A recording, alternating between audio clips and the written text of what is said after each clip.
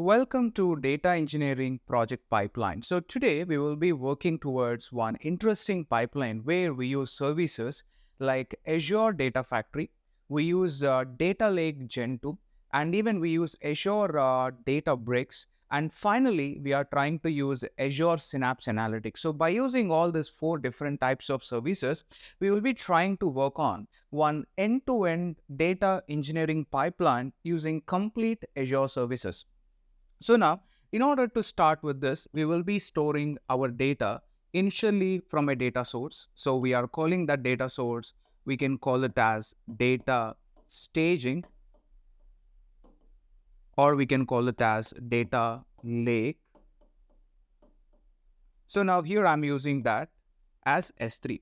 So now what I'm doing is I'm trying to have all my data in S3. You know that. So like we are trying to store all our data in S3 for various our data engineering projects. You saw that. So now from S3, we are trying to pull this data inside our Azure Data Factory. So let me change the color, or we are trying to store the data inside ADF, Azure Data Factory. So now inside this ADF, what we will be doing is we will be trying to create pipelines using Azure Data Factory.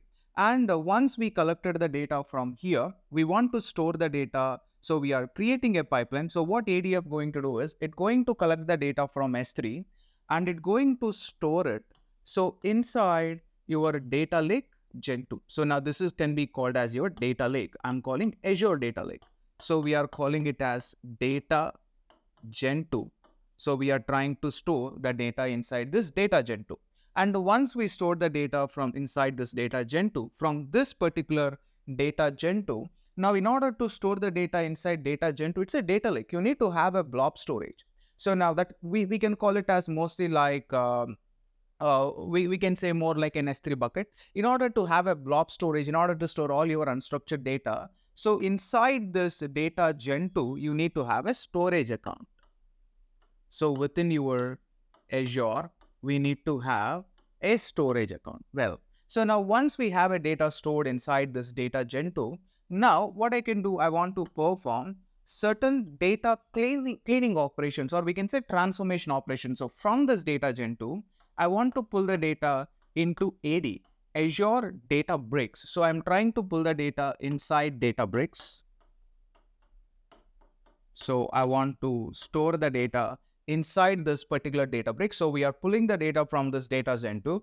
We are trying to perform some transformation operations, and then we are trying to store the data back inside this data Gen 2. So like we are trying to store even a structured data or a transform data inside this data Gen 2. So from this data Gen 2, we can say whatever the data which is transformed, I'm trying to pull it into your Synapse Analytics.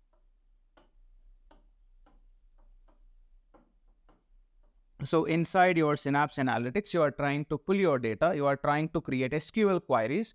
And from this, if you want, you can connect it to your Power BI, or you can connect to whatever the platform you wanted. So this is the kind of life cycle which we are trying to work around. So now this is your Azure Databricks, and this is your data Gen 2. This is your Azure Data Factory, and this is going to be your staging or your S3 bucket. Now, in order to start doing it, you just need to have one important account, which is called as Azure Cloud account. So you need to create Azure Cloud account. So in order to get your Azure Cloud account, so now there is only just like one prerequisite which you just need to maintain.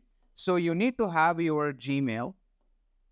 So you need to have your Gmail, plus you need to have a credit card.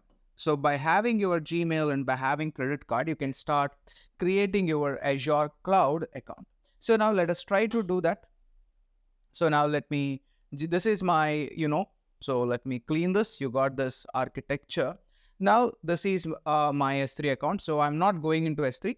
So now this is my Azure homepage. So before I'm going into this Azure homepage and creating it, so first you want to sign up for Azure Cloud.